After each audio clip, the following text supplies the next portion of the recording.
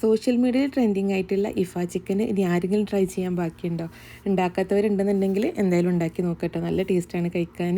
Grill ചിക്കന് സോസും കൂട്ടി കഴിക്കാൻ ഇഷ്ടമുള്ളവരൊക്കെ മസ്റ്റായിട്ടും ട്രൈ ചെയ്ത് നോക്കട്ടോ. അപ്പോൾ ഇത് ഉണ്ടാക്കിയെടുക്കാൻ വേണ്ടിയിട്ട് ഒരു 3/4 കിലോ ചിക്കൻ എടുത്തിട്ടുണ്ട്. ഇനി ഇതിലേക്ക് വേണ്ടിയിട്ടുള്ള ഒരു മസാല റെഡിയാക്കി എടുക്കുകയാണ്.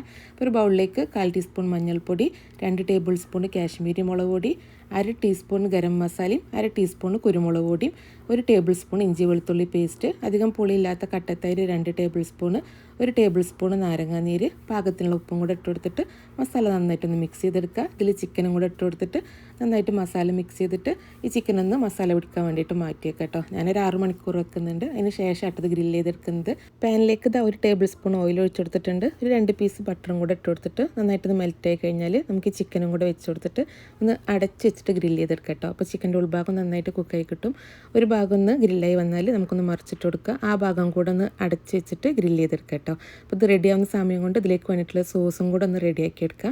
മിക്സിയുടെ ചെറിയ ജാറിലേക്ക് ഒരു 2 അല്ലി വെളുത്തുള്ളി, ഒരു 2 ടേബിൾ സ്പൂൺ മയണൈസ് ആട്ടോ ഞാൻ എടുത്തിട്ടുള്ളത്. മയണൈസ് ഇല്ലെങ്കിൽ അതിന് പകരം 2 പുഴുങ്ങിയ മുട്ടയുടെ വെള്ളം എടുത്താലും മതി.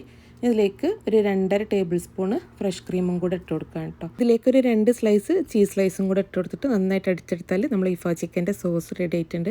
അപ്പോൾ ചിക്കൻ ഇതാ ഈ ഒരു ഭാഗം ഒന്നും കൂടെ ഒന്ന് മറിച്ചിട്ട് കൊടുക്കുകയാണ് കേട്ടോ.